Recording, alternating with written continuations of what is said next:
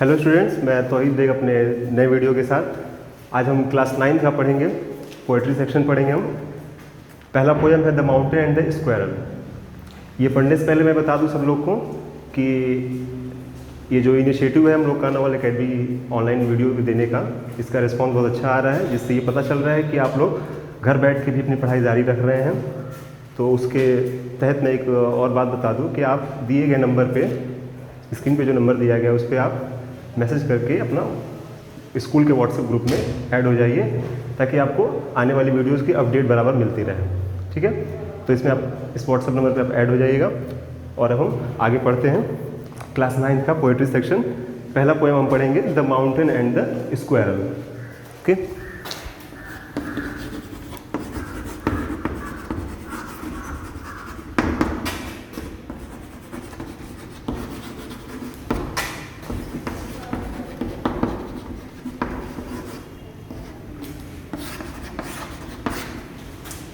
ये हमारा पहला पोएम है the mountain and the squirrel. मतलब कि माउंटेन मतलब पर्वत, स्क्वायर मतलब गिलहरी। मतलब हम पर्वत और गिलहरी की कहानी पढ़ेंगे, जिसके पोएट हैं राल्फ वाल्डो इमर्सन। ठीक है, तो ये पोएम स्टार्ट करने से पहले मैं इस पोएम के बारे में कुछ बता दूं कि ये पोएम किस बारे में है। तो ये पोएम पर्वत और गिलहरी के बारे में है, जो माउंटेन और स्क्वायरल के बारे में है, जो कि आपस में इनकी कुछ बातें चल रही हैं, लड़ाई चल रही है। जो किस बारे में है, वो क्या लड़ाई कर रहे हैं, वो क्या बातें कर रहे हैं, उससे क्या मैसेज मिल रहा है, इन सब को हम डिस्कस करेंगे। लाइन बाय लाइन पोएम पढ़ करके हम डिस्कस करेंगे।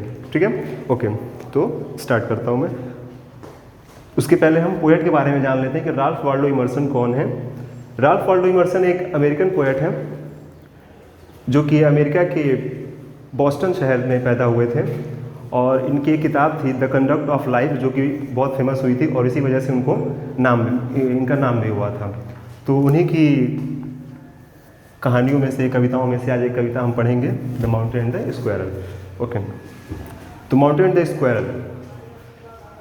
The mountain and the squirrel had a quarrel and the former called the latter little prig. The mountain and the squirrel had a quarrel, मतलब ये कि माउंटेन और squirrel में क्या होता है कि झगड़ा हो गया है। मतलब कि पर्वत और गिलहरी में झगड़ा हो गया है। And the former called the latter, former called the letter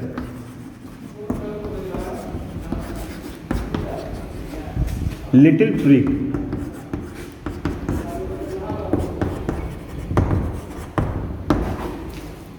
यहां मतलब ये है कि फॉर्मर का मतलब, former called the latter, former का मतलब यहाँ पे माउंटेन से है और लेटर का मतलब स्क्वायरल से है, क्योंकि फॉर्मर का मतलब होता है पूर्व, पहले वाला, और लेटर का मतलब होता है बाद वाला। यानी पहले वाले ने बाद वाले को क्या कहा, लिटिल प्रिग। यानी पहले किसका नाम आया था पहली लाइन में, the mountain and the squirrel had a quarrel. मतलब कि माउंटेन पहले है और स्क्वायरल बाद में है। तो यानी माउंटेन ने स्क्वायरल को क्या बोला, लिटिल प्रिग। लिटिल प्रिग का मतलब क्या होता है, लिटिल मतलब छोटा बोला, और प्रिग का मतलब होता है आत्मसंतोषी व्यक्ति। मतलब जो काइंड ऑफ हम कह सकते हैं मतलबी आदमी। तो उसको क्या कह रहा है, पर्वत जो है गिलहरी को क्या कह रहा है, तुम छोटे से क्या हो, एक आत्मसंतोषी जीव जंतु हो या जानवर हो। Bun replied, you are doubtless very big but all sorts of things and weather must be taken in together. क्या कह रहा है, बन रिप्लाइड। अब यहाँ जो बन है, बन रिप्लाइड,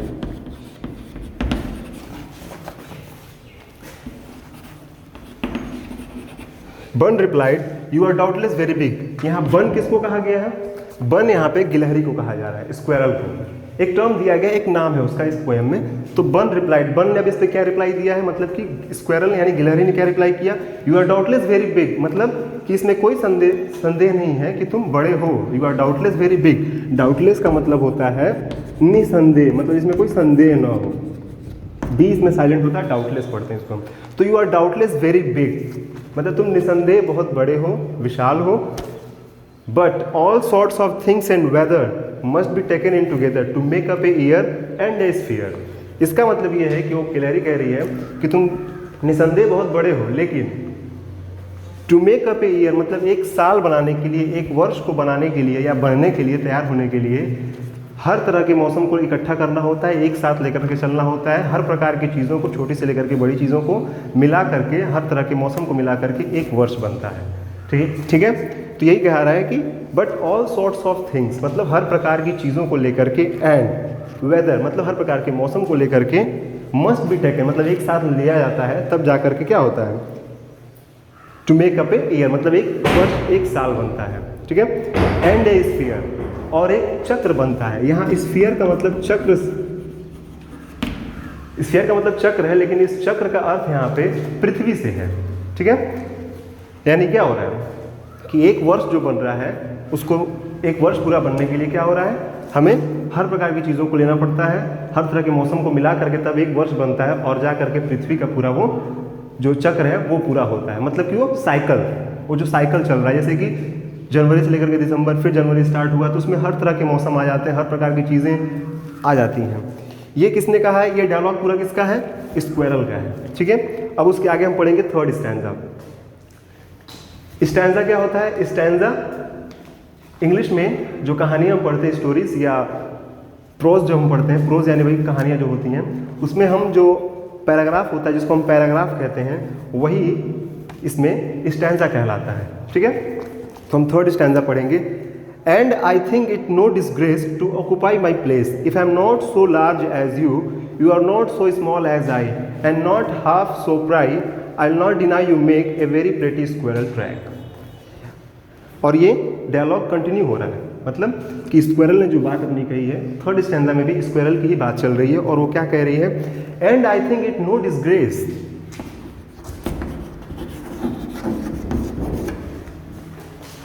डिसग्रेस का मतलब होता है बेइज्जती, बेइज्जती। मतलब इसमें क्या कह रहा है कि मुझे इसमें कोई बेइज्जती नहीं होती है, टू ऑक्यूपाई माई प्लेस मतलब कि मैंने जो जगह, ऑक्यूपाई मतलब ग्रहण करना होता है, ठिकाना जिसको हम कह सकते हैं, और प्लेस मतलब जगह। तो ये कह रही है, गिलहरी क्या कह रही है कि मैं भले ही छोटी हूँ, लेकिन मेरा जो स्थान मैंने जो ग्रहण किया है इस पृथ्वी पर, वो मुझे स्वीकारने में कोई आपत्ति नहीं है, कोई बेइज्जती नहीं है। ठीक है। If I am not so large as you, अब ये फिर अपनी बात कह रही है, गिलहरी कह रही है, if I am not so large as you, you are not so small as I. मतलब वो ये कह रही है कि यदि, if I am not so large as you, मतलब कि यदि मैं तुम्हारे इतनी विशाल नहीं हूँ, तो तुम भी मेरे इतने छोटे नहीं हो, मेरे जैसे छोटे नहीं हो। यहाँ if I am not so large as you, as का मतलब तुम्हारे जैसा, एज का मतलब होता है जैसा, कंपेरिजन करते हैं जब हम, तो एज कहते हैं।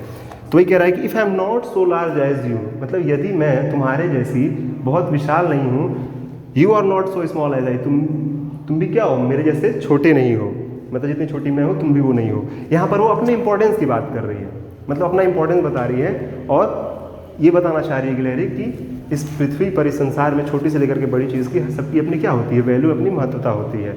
सबको किसी न किसी पर्पज़ के लिए बनाया गया होता है। किसी के ऊंच नीच में कोई चीज़ यहाँ पे ऊंची और नीची नहीं होती है, किसी में कोई भेदभाव नहीं होता है। वो यही बताने की कोशिश कर रही है, आगे हमको पता चलता जाएगा। आगे क्या कह रही है, and not half so spry, I will not deny you make a very pretty squirrel track. मतलब वो ये कह रही है कि तुम मेरे जितना क्या हो, and not half so spry मतलब तुम मेरे इतने फुर्तीले भी नहीं हो। मतलब मैं स्प्राई का मतलब होता है क्या, फुर्तीला। ठीक है।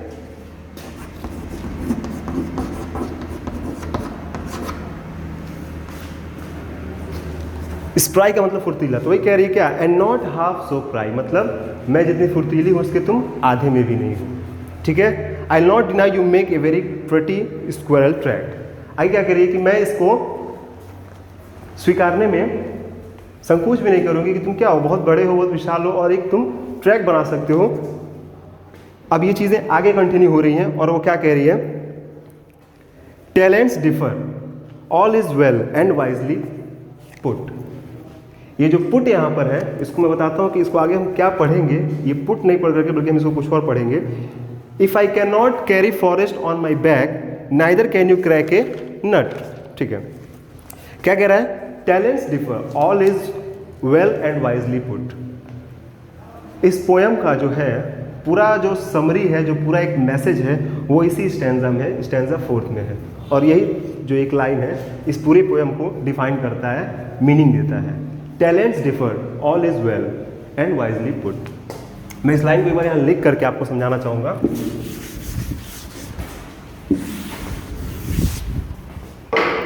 टैलेंट्स डिफर, मतलब वो ये कहना चाह रही है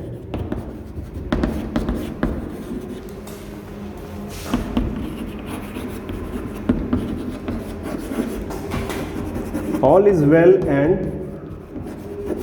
वाइजली पुट।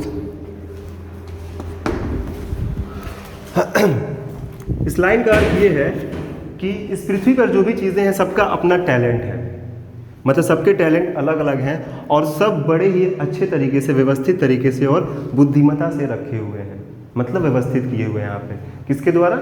गॉड के द्वारा, ठीक है, मतलब ईश्वर के द्वारा यहाँ पर हर चीज़ जो है, छोटी से लेकर के बड़ी चीज़, वो क्या है, बहुत ही अच्छे तरीके से, ऑल इज वेल, मतलब बहुत ही अच्छी प्रकार, बहुत ही अच्छे तरीके से, व्यवस्थित तरीके से और बहुत ही बुद्धिमत्ता से, वाइजली मतलब क्या, बुद्धिमत्ता से, बुद्धिमानी से रखी गई हैं, ठीक है। सबका अपना काम है, सबके अपने कर्तव्य हैं और सबका अपना इंपॉर्टेंस है और सब बड़े ही व्यवस्थित तरीके से और बड़ी बुद्धिमत्ता से रखे हुए हैं।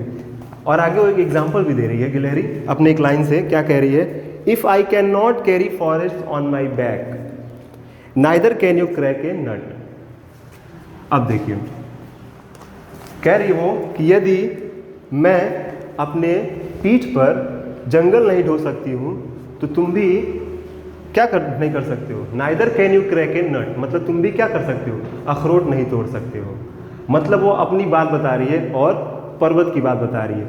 जैसा कि उसने यहाँ बोला कि सबके अलग अलग टैलेंट है, तो वो एक टैलेंट का एग्जाम्पल दे रही है। क्या एग्जाम्पल दे रही है? जैसे कि जो पर्वत होता है वो क्या होता है, अपने ऊपर कई सारे घने जंगलों को लिए रहता है, बहुत सारे पेड़ पौधे होते हैं उस पर। उसी को कह रही है कि यदि मैं अपने ऊपर जंगल नहीं ढो सकती हूँ, पेड़ पौधे नहीं ढो सकती हूँ, तो तुम भी neither can you crack a नट, तो तुम भी अखरोट नहीं तोड़ सकते हो। क्योंकि गिलहरी क्या करती है, अखरोट तोड़ती है, और अखरोट क्या होता है, थोड़ा कड़ा होता है, वो तोड़ना मुश्किल होता है। तो वही वो कह रही है कि क्या, कि तुम भले ही अपने ऊपर जंगल को ढोते हो अपनी पीठ पर, तो तुम, यदि मैं ये काम नहीं कर सकती हूँ तो तुम भी जो मैं करती हूँ, यानी जो मैं अखरोट तोड़ती हूँ, तुम भी नहीं तोड़ सकते हो। तो यहाँ पर क्या मैसेज मिल रहा है कि सबके अपने अपने टैलेंट हैं, सबका इंपॉर्टेंस है, गॉड के द्वारा बनाई गई चीज़ों में कोई भेदभाव नहीं है। मतलब इस पृथ्वी पर, इस ब्रह्मांड में जो भी चीज़ें हैं उन सब का अपना इंपॉर्टेंस है। अब जो मैं बात कर रहा था यहाँ पुट को पढ़ने का, पोएट्री पढ़ने के लिए हमको बहुत सी चीज़ों को ध्यान देना होगा। जैसे मैंने एक स्टैंजा आपको बताया कि स्टैंजा क्या होता है, यानी जो हम कहानियों में जो हम पैराग्राफ जिसको कहते हैं उसी को हम पोएम में स्टैंजा कहते हैं। स्टैंजा की स्पेलिंग ये होती है STANZA, स्टैंजा होता है। अब देखिए, अब पोएम पढ़ने के लिए हमको राइमिंग स्कीम समझना होता है। राइम, अक्सर आप छोटे क्लासरूम में सुनते होंगे कि राइम यानी पोएम को ही कहते हैं। तो राइम स्कीम क्या होता है, जैसे हम ये पोएम पढ़ रहे थे तो पहला लाइन क्या था, the mountain and the squirrel had A quarrel. तो जो ये स्क्वायरल और जो क्वेरल आ रहा है,